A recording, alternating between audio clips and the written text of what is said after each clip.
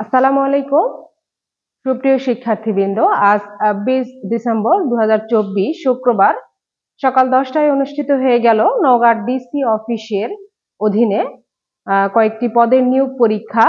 আমার হাতে যে প্রশ্নপত্রটি আছে এটি অফিস সহকারী কাম কম্পিউটার মুদ্রাক্ষরিক ও ব্রেঞ্চ সহকারী দুটি 16 গ্রেডের পরীক্ষা। এই প্রশ্নটি আছে, আমি এই প্রশ্নটি এখন তোমাদের সামনে, তোমরা যারা পরীক্ষা দিয়েছো তাদের সুবিধার্থে প্রশ্নটি সমাধান করছি, যাতে পরবর্তীতে অন্য কোনো পরীক্ষায় এই ধরনের প্রশ্ন আসলে তোমাদেরকে আর সমস্যার সম্মুখীন না হতে হয়, অতি সহজেই যেন প্রশ্নগুলো উত্তর করতে পারো। তো চলো আমরা প্রথমেই পুরো প্রশ্নপত্রটা দেখি, তারপর এক এক করে সমাধান করি। আমি কিছু প্রশ্নের উত্তর সরাসরি লিখে দিব, কিছু মুখে বলবো, তাহলে দ্রুত সমাধান হয়ে যাবে। এই হচ্ছে আমাদের প্রশ্নপত্র। আমি আগেই বলেছি অফিস সহকারী কাম কম্পিউটার মুদ্রাক্ষরিক এবং ব্রেঞ্চ সহকারী দুটি 16তম গ্রেড পরীক্ষা ছিল। বাংলা, গণিত, সাধারণ জ্ঞান এবং ইংরেজি, এবং সময় ছিল 1 ঘন্টা 30 মিনিট। আমরা এক এক করে সমাধানে চলে যাচ্ছি সরাসরি। প্রথমে আসছি বাংলা অংশে। আমি কিন্তু গত 3 দিন আগে যে দিক নির্দেশনামূলক ভিডিওটি দিয়েছিলাম সেখানে মোটামুটি যেমন যেমন নির্দেশনা দিয়েছিলাম অনেকটাই, একেবারে 85% কিন্তু মিলে গেছে, টপিক গুলো মিলে গেছে। হ্যাঁ, প্রশ্ন না মিললেও টপিক মিলে গেছে, যে কোন কোন চ্যাপ্টার গুলো ভালোভাবে পড়লে কমন পাওয়া যাবে। তো সেরকমই দেখছি, শুরুতেই আছে ভাব সম্প্রসারণ। বলছে যে জন্ম হোক যথাযথ, কর্ম হোক ভালো। এগুলো আসলে উত্তর দেওয়ার কিছু নেই, জাস্ট শুধু বলছি যে আমি বলেছিলাম যে কবিতা বা গদ্যাংশের একটি উদ্ধৃতি থাকবে, সেটিকে সম্প্রসারণ করে লিখতে হবে। এটি বুঝতেই পারছো যে একটা মানুষের পরিচয় বা মর্যাদা তার পরিবার বা জন্ম পরিচয় দিয়ে হয় না, তার কর্মের মধ্য দিয়েই তার মর্যাদা নিরূপিত হয়। এই বিষয়টাকে বিভিন্ন উদাহরণ দিয়ে আমাদেরকে সম্প্রসারণ করতে হবে। এরপর বলছে 2 নম্বর প্রশ্ন, বলছে আপনার আবেদিত পদের জন্য জেলা প্রশাসক নওগাঁ বরাবর একটি যোগদান পত্র। খেয়াল করতে হবে যে এখানে কিন্তু বলেছে যে আবেদন পত্র নয়, যোগদান পত্র। এই সব প্রশ্নের ক্ষেত্রে কি করতে হয় যে একটা আবেদন পত্র, সেটা যোগদান হোক বা নিয়োগের জন্যই হোক, সেটা যে ফরম্যাট সেটা ঠিক রাখতে হয়। ঠিক রেখে আমার ভিতরের অংশটি লিখতে হয়, তাহলে ভালো নম্বর পাওয়া যাবে। এখন আমরা দেখি যে আমাদের দুটি স্টাইল আছে, একটা ব্রিটিশ স্টাইল, একটা আমেরিকান স্টাইল। আমরা যে কোনো একটা স্টাইল ফলো করব, অনেকে দুটো স্টাইলকে মিলিয়ে ফেলি, গুলিয়ে ফেলি। তো আমরা এখন বেশিরভাগ আমেরিকান স্টাইল ফলো করছি, একেবারে সবগুলো বাম পাশ দিয়ে, উপরে তারিখ, তারপর বরাবর একেবারে শেষ পর্যন্ত নিবেদক পর্যন্ত কিন্তু একইভাবে চলে আসবে। তো আমরা যদি এই ফরম্যাট গুলো ঠিক রাখি তাহলে আমরা ভালো নম্বর পাবো নিশ্চয়। এরপর বলছে যে বাগধারাগুলো সঠিক অর্থ, আমি বলেছিলাম নমুনা দিক নির্দেশনা ভিডিওতে যে কখনো শুধু অর্থ চাই, আবার কখনো কি চাই, বাক্য তৈরি করতে বলে। তো এই প্রশ্নে শুধু বলেছে যে অর্থ চাচ্ছে, তা আমি একটু বলে দিই, মুখে মুখে বলে দিই, সব না লিখি। চীনে যোগ বলছে, চীনে যোগ মানে কি, আসলে নাছোড় বান্দা বা আষ্টে পৃষ্ঠে লেগে থাকা, এরকম অর্থ। তারপর বলছে ছাপোষা, অত্যন্ত বা নিতান্ত দরিদ্র ব্যক্তি। মণি কাঞ্চন যোগ বলছে, মণি কাঞ্চন যোগ অর্থ হচ্ছে একেবারে কি উপযুক্ত মিলন। উপযুক্ত মিলন, বা আমরা যেটা কারো একটি বাগধারা বলি যে সোনাই সোহাগা। এরপর ওন পাজুরে বলছে যে হতভাগ্য। আর ইন্দ্র পতন শব্দের অর্থ বলছে যে মহৎ কোনো ব্যক্তির পতন, ঠিক আছে, বা বিখ্যাত কোনো ব্যক্তির মৃত্যু বা এই ধরনের শব্দ বা অর্থ বোঝাতে ইন্দ্রপতন বাগধারাটি ব্যবহার করা হয়। এরপর বলছে যে বিপরীত শব্দ, ইস্তফা। ইস্তফা বলে কি চাকরিতে ইস্তফা দিয়েছে, তার মানে বিপরীতটা কি হবে, যোগদান করা। হ্যাঁ, তাহলে ইস্তফা আমি একটু লিখে দিই, যোগদান। আমি সব লিখবো না, কিছু কিছু লিখবো। ধৃষ্ট, নম্য। হ্যাঁ, আশু, আশু মানে তাড়াতাড়ি, এটা হচ্ছে বিলম্ব। বিলম্ব। তিমির, আলো বা আলোক। তিমির মানে অন্ধকার। বিনীত দুইটি হয়, উদ্ধত লিখতে পারি আমরা, অথবা দুর্বিনীত আমরা লিখতে পারি, ঠিক আছে। এরপর চলে আসছে এক কথায় প্রকাশ, যেটাকে আমরা বলি বাক্য সংকোচন। অক্ষির অগোচরে, ঠিক আছে, কি বলছে, পরোক্ষ, আড়ালে, ঠিক আছে। প্রতিকার করার ইচ্ছা, প্রতিচিকিৎসা, চিকিৎসা, ঠিক আছে। তারপর কি বলছে, কি করতে হবে তা বুঝতে পারে না, এই প্রশ্নের মধ্যেই আছে, এই যে আমি লিখলাম না, কিং কর্তব্য বিমূঢ়, ঠিক আছে, এটাকে বলছে, এই যে এইটা। তারপর বলছে যার দুহাত সমান চলে, সব্যসাচী। ওকে, তারপরে বলছে যে জমিতে ফসল জন্মায় না, ঊষর, ঊষর বলি আমরা। ওকে, এই হলো আমাদের বাংলা অংশ। এরপর আমরা চলে যাচ্ছি আমাদের ইংরেজি অংশ সমাধান করতে। একটু ব্যাক করি। ওকে, ইংরেজিতে আমরা প্রথমেই দেখছি, বলছে write the meaning in Bengali and make sentence. ওইখানে কিন্তু বাগধারাতে শুধু অর্থ লিখতে বলেছে, আর এইখানে কিন্তু ইংরেজিতে ইডিয়ম এন্ড ফ্রেজ টাইপের কিছু শব্দ এখানে বলছে যে আমাদেরকে অর্থ লিখতে হবে এবং মেক সেন্টেন্স, এই যে সেন্টেন্স করতে বলেছে। তো আমি মিনিং গুলো বলে দিই আর লিখে দেই, আর সেন্টেন্স গুলো মুখে মুখে বলছি, বা অর্থ জানলে আমরা তো সেন্টেন্স করতেই পারি যদি টেন্সে আমাদের ভালো দখল থাকে। তো বলছে ক্যারি দ্য ডে, ঠিক আছে। ক্যারি দ্য ডে অর্থ হচ্ছে জয় লাভ করা, এইটা দিয়ে একটা বাক্য তৈরি করতে হবে। তারপর বলছে হাই অ্যান্ড ল, সর্বত্র, ঠিক আছে। এরপর বলছে বাই লিভস অ্যান্ড বাউন্ডস, ঠিক আছে, দ্রুত গতিতে, দ্রুত গতিতে। ছোটবেলায় আমরা পড়তাম, যখন স্কুলে পড়তাম তখন এইটা দিয়ে একটা খুব পপুলার সেন্টেন্স আমরা করতাম, the population of Bangladesh is increasing by leaps and bounds, মানে অনিয়ন্ত্রিত ভাবে বা দ্রুত গতিতে বাড়ছে, এরকম। তারপর বলছে ফিউ আর ফার বিটুইন, নগণ্য, ঠিক আছে, নগণ্য, বা অনেক সময় কদাচিৎ অর্থেও আমরা ব্যবহার করি, কদাচিৎ। ওকে, তারপর কি বলছে আরো আছে একটি ইন লিউ অফ, মানে পরিবর্তে, পরিবর্তে।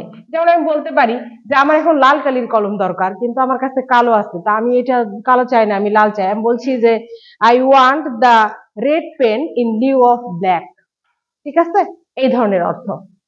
এরপর বলছে write a paragraph on Somapura Mahavihara, ঠিক আছে, আমাদের নওগাঁ জেলার ঐতিহাসিক স্থাপনা সোমপুর মহাবিহার। আমরা বাংলায় বরাবর করি, এটা ইংরেজিতে এসেছে, আমরা বাংলা জানলে আমরা ট্রান্সলেট করে আমরা লিখতে পারবো, ঠিক আছে, যে সোমপুর মহাবিহার আসলে কি, এটা কার আমলে তৈরি হলো, এখন এটাকে কিভাবে দেখা হচ্ছে, এটা একটা মানে কি বলবো যে ইউনেস্কো কর্তৃক ঘোষিত একটি ওয়ার্ল্ড হেরিটেজ। এই সব বিষয়গুলো নিয়ে আমরা মোটামুটি 12, 14, 15 সেন্টেন্স দিয়ে আমরা সুন্দর একটা প্যারাগ্রাফ লিখতে পারি। এরপর বলছে ইংরেজি অংশের শেষ, বলছে ট্রান্সলেট ইন্টু ইংলিশ, ঠিক আছে, মুখেই বলি, হ্যাঁ মুখেই বলি। বলছে এখন 5টা বাজতে 5 মিনিট, 5 মিনিট কি বুঝে নিতে হবে, 5 মিনিট বাকি, ঠিক আছে, এটাকে বলা হয় ইট ইজ 5 মিনিটস টু 5, ঠিক আছে, মানে যখন বাকি বলে তখন টু হয়, ইট ইজ 5 মিনিটস টু 5। তারপরে বলছে সে কিং কর্তব্য বিমূঢ় হয়ে গেল, বলছে he found himself at his wit's end, এরকম একটা ফ্রেজ আছে, অ্যাট উইন্ডস এন্ড, এর অর্থ হচ্ছে কিং কর্তব্য বিমূঢ় হওয়া। তাহলে এই ট্রান্সলেশন হচ্ছে he found himself at his wit's end, ঠিক আছে। আচ্ছা, এরপর বলছে আমি চেষ্টার কোনো ত্রুটি করিনি, তাহলে বলছে যে I left no stone unturned, ঠিক আছে, I left no stone unturned, আমি কোনো চেষ্টার ত্রুটি করিনি। এরপর বলছে এই পাশে আবার আসছি, বলছে আমার যদি পাখির মতো ডানা থাকতো, খুবই কমন, বলছে had I the wings of a bird, ঠিক আছে, কি বলছে had I the wings of a bird. এরপর বলছে যে সংবাদপত্র তথ্য ভান্ডার, তাহলে আমরা কিন্তু সাধারণত জানি যে জ্ঞানের ভান্ডার বলে, আমরা একেবারে না বুঝি যেন উত্তর না করে দিই, তাহলে এটা হবে, এই ট্রান্সলেশনটা হবে the news paper is the store of information, তথ্য ভান্ডার বলছে, ঠিক আছে। এই তাহলে এর মধ্য দিয়ে ইংরেজি সলিউশনটা আমরা দেখে ফেললাম। এরপর আমরা চলে যাব গণিতে, গণিতগুলো আমরা করার চেষ্টা করব। আমি পরীক্ষার হলে দেখেছি যে অনেকেই গণিত চেষ্টা করছিল বারবার, কিন্তু মেলাতে পারছিল না। তো আমি মূলত আমার প্রশ্ন সমাধান করার অর্থই হলো যে গণিতগুলো আমি আসলে করে দিব, যে গণিত কি বলছে। শুরুতেই আসছি আমরা, আমি একটু ভাগ ভাগ করে নিয়েছি সুবিধার জন্য। এই পেজে আমি 2টি অঙ্ক নিয়েছি। বলছে একটি খাতা 36 টাকায়, আসলে এখানে টাকাই হতো, প্রশ্ন এইভাবেই আছে, দেখি আমরা একটু, 36 টাকায়, আচ্ছা 36 টাকায় বিক্রয় করায় যত ক্ষতি হলো 72 টাকায় বিক্রয় করলে তার দ্বিগুণ লাভ হতো, খাতাটির ক্রয় মূল্য কত। সাধারণত এই যত তত থাকলে কিন্তু আমরা শর্টকাট একটা নিয়ম আছে এমসিকিউর জন্য করি, ঠিক আছে। কিন্তু এইখানে কিন্তু যেহেতু অঙ্কে প্রত্যেকটা অঙ্কে 5 নাম্বার, আমাকে অঙ্কটি কিন্তু পুরোপুরি নিয়ম অনুযায়ী করে দেখাতে হবে, না হলে কিন্তু আমি নাম্বার পাবো না। তো আমরা একটু অঙ্কটা করার চেষ্টা করি। প্রথমে আসছি, বলছি যে 36 টাকায় বিক্রয় করলে কি হয়, ক্ষতি হয়। যত ক্ষতি হয়, কত ক্ষতি হয় ওটা আমরা একটু লিখি, ক্ষতি হয় এক্স টাকা, ঠিক আছে। আবার দেখছি যে 72 টাকায় বিক্রয় করলে এখানে বলছে লাভ হয়, ঠিক আছে। লাভ হয় কত, দ্বিগুণ, তাহলে এটার দ্বিগুণ 2x টাকা। এবার আমরা একটু শর্তের মধ্যে নিয়ে আসতে পারি কিনা দেখি। প্রশ্ন মতে এই ক্ষেত্রে প্রথম ক্ষেত্রে আমার কত হবে, ক্রয় মূল্য কত হবে, বিক্রয় যা ছিল এবং যা ক্ষতি হয়েছে সেটা ইজ ইকুয়াল টু, এই ক্ষেত্রে আমার ক্রয় মূল্য কত হবে, যা বিক্রয় মূল্য ছিল সেখান থেকে লাভটাকে আমি যদি বাদ দিই তাহলে আমার ক্রয় মূল্য হবে। এখানে আমি লিখতে পারি যে উভয় ক্ষেত্রে ক্রয় মূল্য একই, এই জন্য আমি সমান লিখতে পেরেছি, ঠিক আছে, একই। ওকে, এটা আমি ক্যালকুলেশন করলে আমার অঙ্ক হয়ে যাবে 36 plus x is equal two 72 minus 2x। একবারে ক্যালকুলেশন করলে 2x এপারে আসলে 3x, আর ও পাশে 72 থেকে 36 বাদ দিলে 34, তাহলে x ইজ ইকুয়াল টু 12, ঠিক আছে। আমি এক্সটা পেয়ে গেছি, তাহলে আমার দরকার কি, আমি একটু প্রশ্নটা দেখে নেই। বলছে যে ক্রয় মূল্য কত, তাহলে এই যে আমি এইখানে মান বসালেও আমার ক্রয় মূল্য বের হবে, এইখানে মান বসালেও ক্রয় মূল্য বের একই হবে, যেহেতু উভয় ক্ষেত্রে ক্রয় মূল্য। অতএব ক্রয় মূল্য আমি প্রথমটাতেই বসাই 36 প্লাস 12, তাহলে কত হচ্ছে 48 টাকা। এইখানে মান বসালেও 48 আসবে, ঠিক আছে। উত্তর 48 টাকা। আশা করি বুঝতে পেরেছো তোমরা। একটু দেখে নাও, আরেকবার দেখে নাও। এই আমরা চলে যাচ্ছি পরের অঙ্কে। পরের অঙ্কে দেখি আমরা কি বলছে। বলছে একেবারে ক্রিয়েটিভ কোশ্চেনের মতো দিয়েছে, হ্যাঁ, মুখস্থ কেউ করতে পারবে না, যে নওগাঁ জেলা আর স্কুলের একটি শ্রেণী কক্ষ দিয়েছে, মুখস্থ অঙ্ক করার কোনো বুদ্ধি নাই।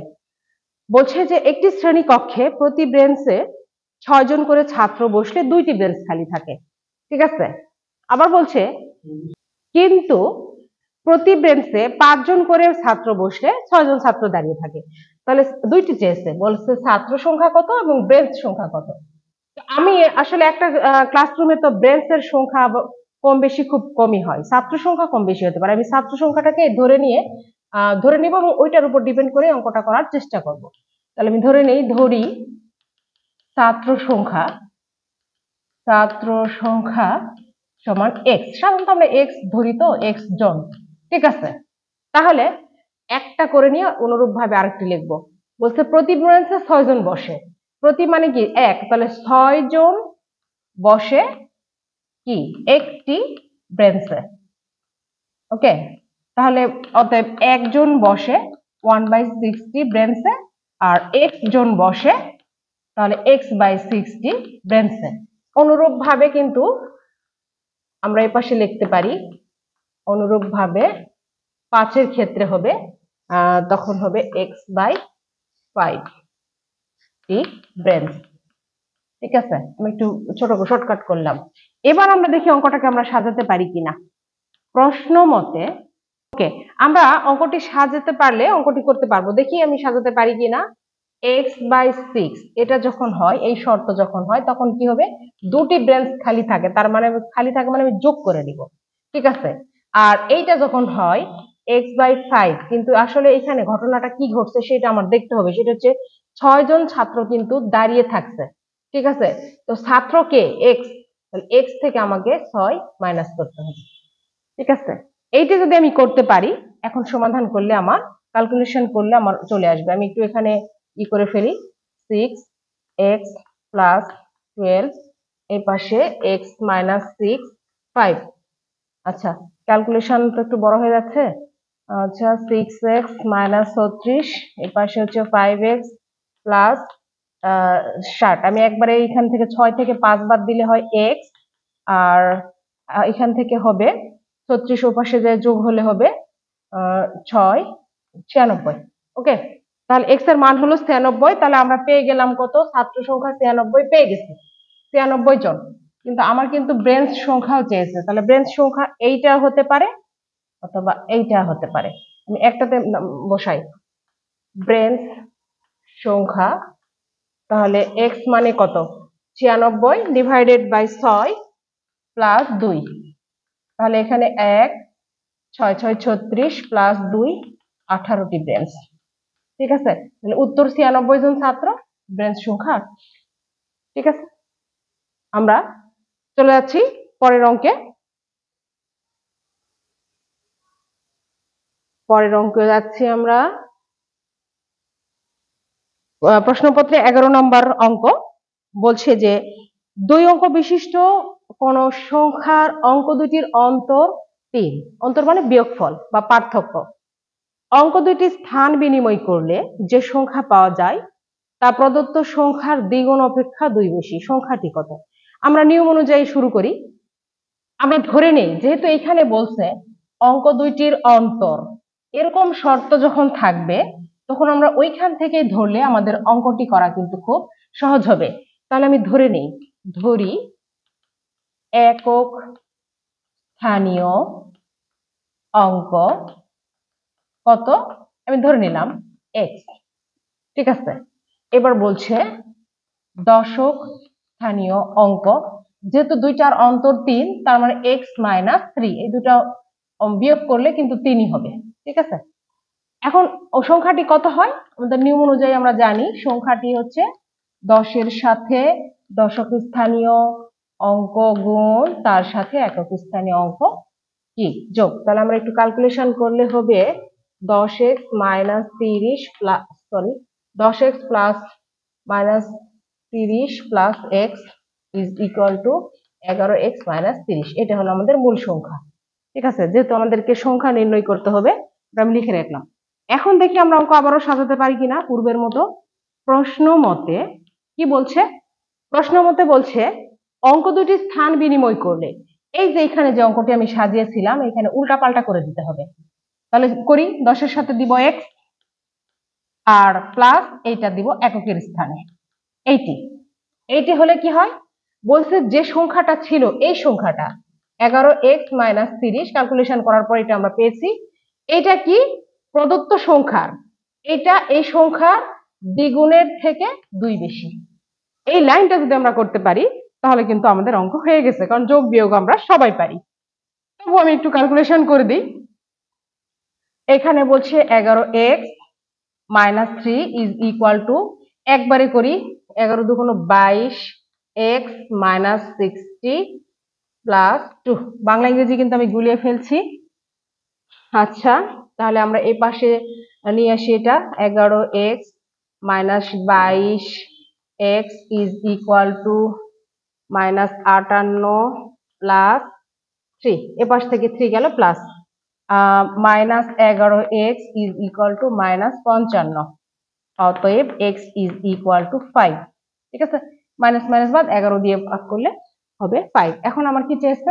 সংখ্যাটি কত? এই যে সংখ্যা, আমি মান বসাই 11 ইন্টু কত 5 মাইনাস 30, তাহলে 5 11 55 মাইনাস 30 হলো কত আমার? তাহলে 5 25, উত্তর 25, সংখ্যাটা ছিল 25। ঠিক আছে প্রিয় শিক্ষার্থীবৃন্দ, আশা করি বুঝতে পারছো। আমি কিন্তু তোমাদের বোঝানোর জন্য একটু ভেঙে ভেঙেই করে দিচ্ছি, আশা করি বুঝতে পারবে। চলে যাচ্ছি আমরা তোমাদের প্রশ্নপত্রের 12 নম্বর অঙ্কটি সমাধান করতে। 12 নম্বর অঙ্ক বলছে যে 211 মিটার 20 সেন্টিমিটার যেতে একটি গাড়ির দুইটি চাকা, সামনে একটি পেছনের একটি, দুইটি চাকার যথাক্রমে 32 এবং 48 বার ঘুরলো, চাকা দুটির ব্যাসার্ধের অন্তর কত? ঠিক আছে, খুবই সহজ অঙ্ক, একটু প্রসেস অনুযায়ী যেতে হবে। তাহলে প্রথমে আমাদেরকে খেয়াল করতে হবে এইখানে মিটার এবং সেন্টিমিটার আছে, আমাকে দুটিকে এক জাতীয় করে নিতে হবে। তাহলে 211 মিটার 20 সেন্টিমিটার, এটাকে আমরা সেন্টিমিটারে পরিণত করলে আমরা জানি 1 মিটার সমান 100 সেন্টিমিটার, তাহলে গুণ 100 যোগ 20 ইজ ইকুয়াল টু কত হচ্ছে 21220 সেন্টিমিটার। ওকে, এইটা থাকলো। এরপর বলছে যে 32 বার ঘোরে, তাহলে প্রথম চাকার ক্ষেত্রে আমরা ধরে নিব, প্রথম চাকার ক্ষেত্রে আমরা ক্যালকুলেশনটাকে করে নিই। তাহলে এত সেন্টিমিটার গেছে 32 বার ঘুরে, তাহলে একবার কত হবে? তাহলে আমরা লিখি আগে। হ্যাঁ, তাহলে 32 বার ঘুরে অতিক্রম করে কত? এই যে এটা 21120, আমি ইংরেজিতে লিখি সিএম। তাহলে একবার ঘুরে অতিক্রম করে, এটাকে আমরা ভাগ করব 32 দিয়ে, সিএম এটা ভাগ করলে হবে 660 সেন্টিমিটার। অনুরূপ ভাবে দ্বিতীয় চাকার ক্ষেত্রে, ঠিক আছে, ক্ষেত্রে কি হবে? একবার ওই যে 48 আবার লিখবো। আচ্ছা লিখি, 48 বার ঘুরে অতিক্রম করে 21120 সিএম, আর একবার ঘুরে অতিক্রম করবে 21120 সিএম ডিভাইডেড 48, ক্যালকুলেশন করলে হবে আমার 440 সিএম। ঠিক আছে, তাহলে আমরা দুই ক্ষেত্রেই কিন্তু একবার ঘোরা পেয়ে গেছি।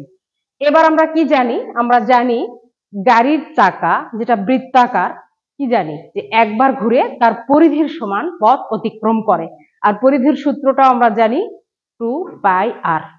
এখান থেকে আমরা কিন্তু পেয়ে যাব। তো আমি একটু ব্যাক করে আবার লিখি, নাকি এখানে লিখবো? এখানে জায়গা হবে? জায়গা হবে না, আমি একটু ব্যাক করে ফেলি। 660 এবং 440 মনে আছে। তাহলে প্রথম চাকার ক্ষেত্রে দেখি আমরা, প্রথম চাকার ক্ষেত্রে কি 2πr, একবার ঘুরে তার পরিধির সমান অতিক্রম করে, তাহলে কত? 660। এই ক্ষেত্রে আর এর মান যদি আমরা করি, তাহলে 660 ডিভাইডেড বাই 2 ইন্টু 22/7 আমরা জানি, এটা ক্যালকুলেশন করলে হবে আমার 105 সেন্টিমিটার। এবং দ্বিতীয় চাকার ক্ষেত্রে 2πr ইজ ইকুয়াল টু 440, তাহলে শুধু r is equal to 440 divided by 2 into 22/7, পায়ের মান আমরা লিখছি, এইখানে হবে 70 সিএম। অতএব আর অর্থাৎ ব্যাসার্ধ কি বলছে আমি একটু দেখে নেই। ব্যাসার্ধের অন্তর, আমরা দুইটা বিয়োগ করি, 105 minus 70 cm is equal to 35 centimetre. Answer. Okay, প্রিয় শিক্ষার্থীবৃন্দ, আমরা ইতিমধ্যে 4টি অঙ্ক করে ফেলেছি, আর একটি অঙ্ক আমাদের বাকি। একটি অঙ্ক আমরা সমাধান করব। ব্যাক করছি, চলে যাচ্ছি আমরা পরের অঙ্কে। প্রশ্নপত্রের 13 নম্বর অঙ্ক। কি বলছে আমরা একটু অঙ্কটি পড়ে নিই। বলছে যে নওগাঁ সরকারি বালিকা উচ্চ বিদ্যালয়ের সামনে একটি আয়তাকার মাঠ আছে। ওই আয়তাকার মাঠের দৈর্ঘ্য 5 মিটার কম এবং প্রস্থ 3 মিটার বেশি হলে ক্ষেত্রফল 9 বর্গ মিটার কম হয়। মানে একটি শর্ত দেওয়া আছে, এবং আরো একটি শর্ত দেওয়া আছে। বলছে আবার দৈর্ঘ্য 3 মিটার বেশি ও প্রস্থ 2 মিটার বেশি হলে, মানে সেক্ষেত্রে কি হবে? 67 বর্গ মিটার ক্ষেত্রফল বেশি হবে। বাগানটির দৈর্ঘ্য এবং প্রস্থ কত? ঠিক আছে, পরিমিতির অঙ্ক আমরা করে ফেলি। আমরা প্রথমেই বাগানটির দৈর্ঘ্য এবং প্রস্থ ধরে নিই। ঠিক আছে, ধরি দৈর্ঘ্য x মিটার, প্রস্থ y মিটার। তাহলে ক্ষেত্রফল কত? ক্ষেত্রফল আমরা জানি আয়তাকার ক্ষেত্রের ক্ষেত্রফল দৈর্ঘ্য গুণ প্রস্থ এবং মিটার মিটার গুণ করলে হবে আমার বর্গ মিটার। ওকে, আচ্ছা, এবার আমরা প্রথম শর্তটাকে নিয়ে ক্যালকুলেশন করে একটা অবস্থায় নিয়ে আসি। প্রশ্ন মতে বা শর্তানুসারেও আমরা লিখতে পারি। বলছে মাঠের দৈর্ঘ্য 5 মিটার কম হলে, তাহলে আগে ছিল x মাইনাস 5, ওকে। তারপরে বলছে 3 মিটার বেশি হলে প্রস্থ, তাহলে y প্লাস 3 কি হবে, ক্ষেত্রফল 9 বর্গ মিটার কম হবে, তাহলে xy ছিল সেখান থেকে 9 বিয়োগ, ওকে। তাহলে এইটা আমরা যদি ক্যালকুলেশন করি, আসলে ক্যালকুলেশনটা আমি না করে একবারে একটু লিখতে চাচ্ছি, জায়গা কম, আমি অঙ্ক সমাধান করার আগে নিশ্চয়ই অঙ্কটি করে দেখেছি, আমি ক্যালকুলেশন লিখতে পারি। একদম ক্যালকুলেশন আমি যদি এটা করি, তাহলে আমার ক্যালকুলেশন আসবে 3x minus 5y is equal to 6, ওকে। একইভাবে দ্বিতীয় শর্তানুসারে দ্বিতীয় যে শর্তটা বলছে এইটা, সরি এইটা, ওকে, বলছে যে দৈর্ঘ্য আবার যদি 3 মিটার বেশি হয়, প্রস্থ 2 মিটার বেশি হয়, তাহলে x plus 3 into y plus 2, সেক্ষেত্রে কি হবে, 67 বর্গমিটার বেশি হবে। তাহলে বেশি হলে আমরা কি করব, যোগ করে দিব, ওকে। এইটা যদি আমরা ক্যালকুলেশন করি, তাহলে ক্যালকুলেশন কি হচ্ছে আমাদের, 2x plus 3y is equal two 61, ঠিক আছে। এটা যারা একটু হলেও অঙ্ক বোঝে তারা কিন্তু বুঝবে যে এই ক্যালকুলেশনটা জাস্ট গুণ করে যোগ বিয়োগ করে এই অবস্থায় আমরা নিয়ে এসেছি। তাহলে এটাকে যদি আমি 1 নাম্বার সমীকরণ দিয়ে রাখি, আর এটাকে যদি আমি 2 নাম্বার সমীকরণ দিয়ে রাখি, আমার অঙ্কটা করতে সুবিধা হবে। এখন আমার কি করতে হবে, জাস্ট আমি ক্যালকুলেশন করে x এবং y এর মানটা নিয়ে আসব। সেক্ষেত্রে আমাকে যে কোনো একটিকে কাটতে হবে। তাহলে এখানে 3x আছে, 2x আছে, এখানে 5y আছে, 3y আছে, আমি চাইলে x কেও রিমুভ করতে পারবো, y কেও করতে পারবো। ছোট আছে কোনটা, x আছে, আমি x টাকেই নিই। তাহলে 1 নাম্বার সমীকরণকে যদি এখানে 3 ওখানে 6, তাহলে এখানে 2 গুণ আর মাইনাস 2 নাম্বার সমীকরণকে আমি যদি 3 দিয়ে গুণ করি তাহলে কি হয়, এটা 1 নাম্বার সমীকরণকে 2 দিয়ে, তাহলে 3 দুগুণ 6 মাইনাস 5 দুগুণ 10 y ইজ ইকুয়াল টু 6 দুগুণ 12, এটাকে বলছে 3 দিয়ে, তাহলে 3 দুগুণ 6 প্লাস 3 তিরিকে 9 ইজ ইকুয়াল টু 3 দিয়ে গুণ করলে 3 3 6 18, এইটাকে আমরা কি করব, বিয়োগ করব। বিয়োগের সময় আমরা জানি চিহ্ন কি হয়, বদল হয়ে যায়। একেবারে বেসিক নিয়ম বীজগণিতের, যে আমরা যখন বীজগণিতের বিয়োগ করি তখন কিন্তু প্রত্যেকটা রাশির আগের চিহ্ন কিন্তু আমাদেরকে বদল করে দিতে হয়। তাহলে প্লাস মাইনাসে আমি এক্সটা কাটতে পারলাম, ওয়াইটা কি হচ্ছে, মাইনাসে মাইনাস চিহ্ন থাকবে এবং যোগ হয়ে যাবে, 19y is equal two minus, আমরা যদি এখান থেকে বিয়োগ করি 1 7 1, অতএব y ইজ ইকুয়াল টু কত হবে, একটু আমরা যদি করে দেখি, y ইজ ইকুয়াল টু 9, 9 81 1 হাতে থাকে 8, 9 কে 9 আর 8 17, ওকে। তাহলে আমরা কিন্তু y এর মান পেয়ে গেছি, আমাদের অঙ্ক হয়ে গেছে। কিন্তু এবার আমরা x এর মান যে কোনো একটাতে বসালেই পেয়ে যাব, ঠিক আছে। তাহলে আমরা বসাই, একটা জায়গায় বসাই, এখানে বসাই 3x minus 5 into 9 is equal to 6, এটা ক্যালকুলেশন করি আমরা, 3x is equal to 6, 5 9 45, এ পাশে গিয়ে হবে যোগ, তাহলে 3x is equal to হচ্ছে 5 আর 6 11, 1 হাতে থাকে 1 আর হলো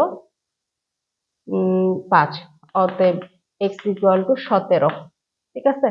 তাহলে আমাদের কত চেয়েছে, দৈর্ঘ্য এবং প্রস্থ, তাহলে দৈর্ঘ্য আমার হলো x is equal to 17 আর প্রস্থ y is equal to 9 কি মিটার, কিন্তু মিটার, হ্যাঁ 17 মিটার আর 9 মিটার উত্তর। প্রিয় শিক্ষার্থীবৃন্দ, অঙ্ক সমাধান আমরা শেষ করে ফেললাম, আর একটু সমাধান আছে সাধারণ জ্ঞান, এগুলো জাস্ট আমি মুখে মুখে একটু বলে দেবো, তোমরা একটু মিলিয়ে নিও, ভবিষ্যতে যেন আবারও থাকলে ভুল না হয়। চলে যাচ্ছি আমরা সাধারণ জ্ঞান অংশে, একটু আমরা প্রশ্নটা শো করি আর মুখে মুখে বলি, লেখার প্রয়োজন বোধ করছি না। এখানে সাধারণ কোনো কম্পিউটার বলেছে, যেহেতু পদের নাম কিন্তু আছে অফিস সহকারী কাম কম্পিউটার মুদ্রাক্ষরিক, এই জন্য কম্পিউটার থেকে বেশ কিছু প্রশ্ন এসেছে। তো সাধারণ জ্ঞান যেহেতু আছে, তো শুরুতেই 14 নম্বর প্রশ্ন আছে যে নওগাঁ জেলার দর্শনীয় স্থান দিবর দিঘি সম্পর্কে যা জানুন লিখুন, ঠিক। ইংরেজিতে যে প্যারাগ্রাফটা এসেছিল সোমপুর মহাবিহার, ওটাকে যেভাবে লিখতে বললাম এইটাও তাই, যে এটা একটা ঐতিহাসিক স্থাপনা, এর একটা ইতিহাস আছে এবং এইটা যে এখন একটা দর্শনীয় স্থানে পরিণত হয়েছে, প্রতিনিয়ত মানুষ এখানে যাচ্ছে বা নওগাঁকে পরিচিত করছে, এই বিষয়গুলো নিয়ে কিন্তু আমরা একটি অনুচ্ছেদ লিখতেই পারি। এরপর বলছে যে ছোট ছোট প্রশ্নগুলো, আমার হাতে প্রশ্নপত্র আছে, তোমরা বোর্ডে দেখো, আমি এদিকে বলছি। আর আমি জানি যে পরীক্ষার পরে কিন্তু প্রশ্নপত্র তোমাদের কাছে ফেরত নেওয়া হয়েছে, অতএব প্রশ্নটা দেখলে তোমাদের ভালোই লাগবে। বলছে বাংলাদেশের অর্থনৈতিক সমুদ্র সীমা কত নটিক্যাল মাইল? ঠিক আছে, 200 নটিক্যাল মাইল। এরপর বলছে বাংলাদেশের নির্বাহী বিভাগ থেকে বিচার বিভাগ কবে পৃথক হয়েছে? এটি পৃথক হয়েছে 1 নভেম্বর 2007 সালে। এরপর বলছে কিরগিজস্তানের রাজধানী, আমি কিন্তু নমুনা প্রশ্নে বলেছিলাম যে রাজধানী জলপ্রপাত এগুলো থাকে, ঠিক পরপর দুটি প্রশ্ন কিন্তু এসেছে। তো কিরগিজস্তানের রাজধানীর নাম হচ্ছে বিশকেক। ঠিক আছে, বিশকেক। এরপর বলছে নায়াগ্রা জলপ্রপাত, এটি কানাডায়, যুক্তরাষ্ট্রের কানাডায় অবস্থিত। ভেটু শব্দটা হচ্ছে লাটিন শব্দ, আর এর অর্থ হচ্ছে আমি এটা মানি না, এটি হচ্ছে এর অর্থ। এরপর বলছে ডিবিএমএস এর পূর্ণ রূপ, এটি আসলে কি মানে কম্পিউটার রিলেটেড একটি প্রশ্ন। বলছে ডাটাবেজ ম্যানেজমেন্ট সিস্টেম এর পূর্ণ রূপ, এর একটি কাজ বলেছে এবং 3টি উদাহরণ। এর কাজ আসলে কি, ডাটা সংরক্ষণ করাই হচ্ছে এর মূল কাজ। এই এরপর বলছে ইমেল ঠিকানায় কয়টি অংশ থাকে? ইমেল ঠিকানায় 2টি অংশ থাকে, একটা হচ্ছে ইউজার নেম আর একটা হচ্ছে ডোমেইন নেম। ঠিক আছে, পরেরটি বলছে, আমি এই সিরিয়ালে চলে আসছি, উত্তরটি বলছে যে একটি ওয়ার্ড সর্বনিম্ন কত বিট বিশিষ্ট হয়? এটি উত্তর হবে 16 বিট। জিপিইউ এর পূর্ণ রূপ গ্রাফিক্স প্রসেসিং ইউনিট। ওকে, 16 নম্বর প্রশ্ন, এই পাশে ডান পাশে, সংবিধানের কোন অনুচ্ছেদে সরকারি কর্ম কমিশন অর্থাৎ পিএসসি বলি যারা বিসিএস পরীক্ষা দেয় তাদের কাছে বেশি পরিচিত, গঠনের উল্লেখ আছে? এটি হবে 137 নম্বর অনুচ্ছেদ। 18 নম্বর প্রশ্ন বলছে ফিফা, ফিফা ফুটবল ফেডারেশন যেটা, সেটাকে বলছে কবে প্রতিষ্ঠিত হয়? 1904 সালে প্রতিষ্ঠিত হয় ফিফা। 20 নম্বর প্রশ্ন বলছে মানুষের দেহকোষে ক্রোমোজোমের সংখ্যা কত? ক্রোমোজোমের সংখ্যা 23 জোড়া লিখলেও সঠিক, আবার 46টি লিখলেও ঠিক আছে। এরপর একটি উক্তি আছে, বলেছে যে জনসাধারণই সার্বভৌম ক্ষমতার অধিকারী, উক্তিটি কার? এটা উক্তিটি রুশো। 24 নম্বর প্রশ্ন, জাতিসংঘের মানবাধিকার কমিশন গঠিত হয় কত সালে? জাতিসংঘের মানবাধিকার কমিশন গঠিত হয় 1946 সালের 10 ডিসেম্বর। এখানে শুধু সাল চেয়েছে, আমরা 1946 সাল দিলেই আমাদের সঠিক উত্তর হয়ে যাবে। 27 নম্বরে বলছে 4টি আউটপুট ডিভাইস, আমরা যে কম্পিউটার, ল্যাপটপ, ডেস্কটপ যেটাতে কাজ করি সেটা থেকে আউটপুট পাই আমরা, এরকম 4টি ডিভাইসের নাম বলতে বলেছে। 4টি ডিভাইস, সেটা হচ্ছে মনিটর, মনিটর স্ক্রিন আমরা দেখতে পাই, তারপর কি প্রিন্টার, স্পিকার, তারপরে পেন ড্রাইভ, পেন ড্রাইভে আমরা তথ্য নিতে পারি। 29 নম্বরে বলেছে যে ওয়াইফাই এর পূর্ণ রূপ কি? ওয়াইফাই এর পূর্ণ রূপ হচ্ছে ওয়্যারলেস ফিডিলিটি। ঠিক আছে, এবং 31 নম্বর প্রশ্নটি পূর্বে একবার রিপিট হয়েছে, এই জন্য এটির উত্তর লাগছে না। তো প্রিয় শিক্ষার্থীবৃন্দ, আজকের মতো এই পর্যন্তই। আল্লাহ হাফেজ।